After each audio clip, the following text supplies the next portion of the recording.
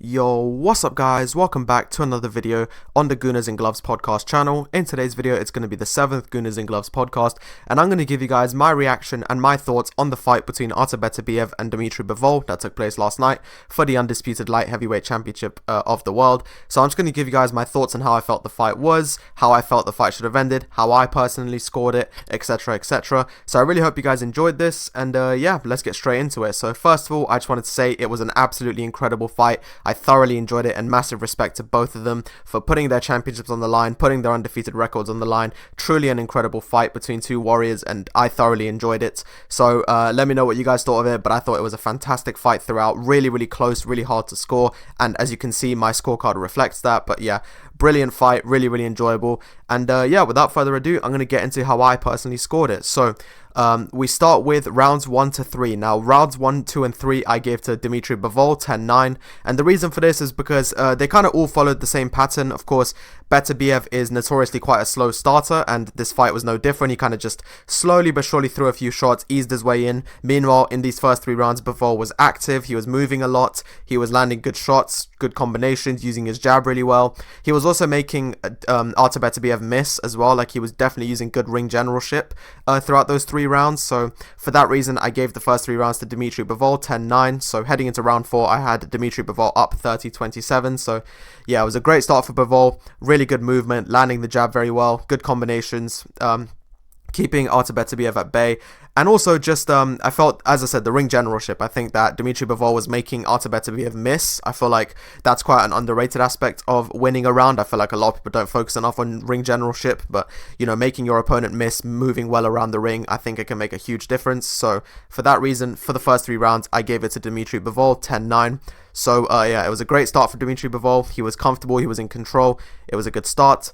Then we move on to rounds 4, 5, 6, and 7, which I actually gave to Beterbiev. I gave all of those rounds to Beterbiev 10-9, so it was a really good response from Beterbiev.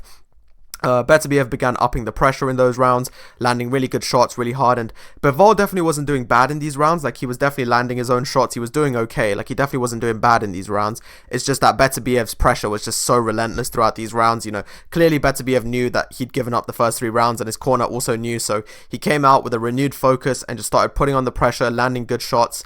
Also, Beterbiev's shots were just, like, I would say more powerful as well. Like, you know, Bivol would land on Beterbiev, and, you know, they were definitely scoring, but he wasn't, like, necessarily moving him too much. Whereas a lot of the time when Beterbiev landed on Bivol, he would actually shake him, like, he would move him. Like, he may land, like, and the thing is, that's even the shots that were landing on the glove as well. Like, Bivol was doing well to block some of the shots, but even the ones that he was blocking, like, they were still rattling him, they were still moving him, and that's just because Beterbiev has such huge power. So yeah, for that reason, rounds 4, 5, 6, and 7 I gave to Beterbiev. He upped the pressure, he upped the tempo, was looking really good. But again, these were close rounds. Like, Bivol was definitely making these very competitive rounds, but I just felt that on these rounds, maybe Bivol was on his bike slightly too much. And of course, that does, you know, that does weigh in. Like, you know, being on your bike doesn't mean you'll lose a round, but at the same time, if you're on your bike too much, it tends to happen. So that's the other reason I just felt like Bivol, you know, in the first 3 rounds, he wasn't doing it too much, but in these next 4 rounds, I feel like he was on his bike quite a bit, and he was definitely on the back foot. And again, he was boxing well off the back foot, but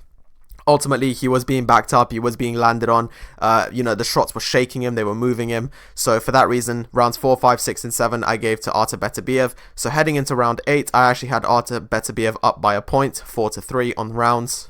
However, it was then another very good response from Dmitry Bivol, who for me went on to win rounds 8, 9, and 10. Beterbiev began getting slightly more tired at this point, and thus kind of slowed down the tempo a bit, and Bivol clearly took advantage of this. He started landing really good combinations, moving around the ring again really well. Landing good, you know, running good shots. The jab again was very effective from Bivol in these rounds, and yeah, Beterbiev just slowed down in these rounds for me. You know, he'd clearly gotten tired, he clearly needed to catch his wind back, and Dmitry Bivol took full advantage of this, and for that reason, he was able to start scoring more, start landing good shots, you know, move around the ring well, use, again, ring generalship. He was also making Beterbiev miss quite a bit in these rounds as well in particular, so that definitely also helped him win. But yeah, rounds 8, 9, and 10, really good response from Bivol. It was really good work from him, and he was able to respond quite well. to the fact that Beterbiev had clearly tired out. You know, obviously Beterbiev by this point had been quite aggressive for 4 straight rounds, so naturally he was tired, he wasn't pushing as hard, and for that reason, while Beterbiev may throw 1 or 2 shots, Bivol was throwing 3, 4, 5 shots at a time, and that definitely helps to win you rounds. So for me, Bivol did take rounds 8, 9, and 10, so therefore heading into the championship rounds, I actually had Bivol up by 2 points, so it was a pretty good advantage. But again, a massive response from Artur Beterbiev, who for me went on to win both of the championship rounds 11 and 12. 11, I would say, was slightly more close. That's one which, you know, it was definitely debatable, but for me, I just about edged it to Beterbiev because of his work rate. And again, round 12 for me was quite a clear Beterbiev round, really good work rate, landing loads of shots. Bivol by that point had completely gassed out. He was backing up, he was exhausted, and maybe he also just felt like he'd done enough, so he wasn't really doing much, but yeah, Beterbiev went on for me to win the 12th round, and for that reason, I actually had it scored 114 to 114, even a draw. I had them both winning 6 rounds. A super close fight that could genuinely have gone either way. So, of course, the actual result that the judges gave was a majority decision for Artur Beterbiev. So there you go, that was what was given. So one of the judges had it the same as me, 114, 114. Another one had 115 to 113 Beterbiev, which most people who say that Beterbiev won, like, this tends to be the scoreline they go with. Like, even on my TikTok and even on my TikTok and Twitter pages, when I asked about, you know, who people thought they won, anybody who was saying Beterbiev, they all seem to agree on 115, 113. So that's what people who think Beterbiev won felt he won by. The one scorecard I felt was quite outrageous though was 116, 112 to Beterbiev. That was the other scorecard. I thought that was quite an outrageous scorecard. To say that Bivol only won 4 rounds is quite disrespectful. I mean, I definitely don't agree with that. I could definitely see why it would have been 115, 113 either way, because again, Bivol, many people are also arguing that Bivol also won this fight. Some are even going as far as calling it a robbery.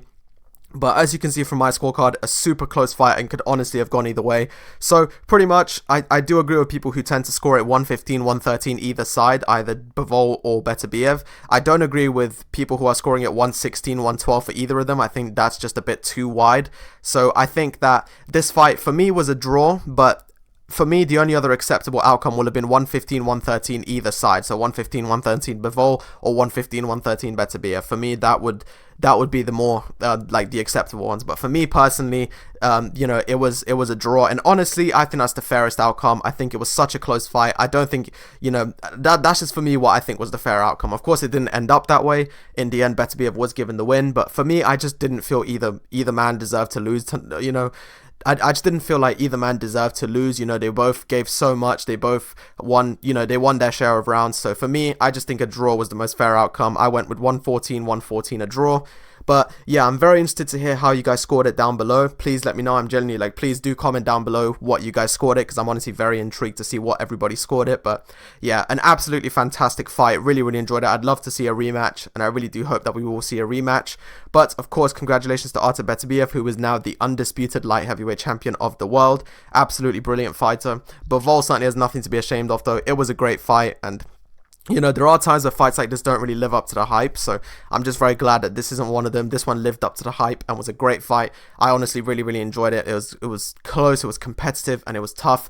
Of course, this fight has now ended Artur Beterbiev's knockout streak, so that's a big talking point as well. This is the first time that Artur Beterbiev has not knocked out one of his opponents, and this is actually something I said in my prediction video. I did say that Artur Beterbiev won't knock out Bivol, and I was right about that. But yeah, that's pretty much all my thoughts. It was an excellent fight, close throughout. I scored at 114, 114 a draw. The actual scorecards were Beterbiev winning, so one of the judges had it 114, 114, and the other two had 115, 113, and 116, 112 in favor of Beterbiev. And then, of course, I personally had 114, 114 a draw. So yeah, that's going to do it for this video. To conclude, I really, really enjoyed it. It was a fantastic fight, honestly, and I really hope we'll see it again, and I had it as a draw. So yeah, please let me know down below what you thought of the fight. Please let me know how you scored it. That's the main thing I'm interested in. I just want to see how everybody scored this fight. Please tell me who you thought won, why, and also what scorecard you gave it. But yeah, and let me know if you agree with my scorecard. Let me know if any of you have the same scorecard as me.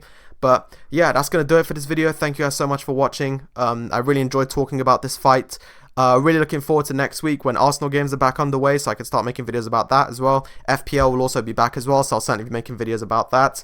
I'm not entirely sure what my next video is going to be as of yet. I'm thinking maybe a reaction podcast to some of the Nations League games that took place. We shall see, but that's going to do it for this podcast. Thank you guys so much for listening. Let me know how you scored it. Let me know what you thought of the fight. Let me know if you agree with my scorecard. Of course, as always, if you enjoyed the podcast and want more, please remember to leave a like, a subscribe, and turn on all notifications. And of course, check out both the check out both the Twitter and the TikTok pages, links down below, if you want to support me further. But yeah, thank you guys for watching. Have a great day, and I'll catch you guys with another podcast soon. Bye bye.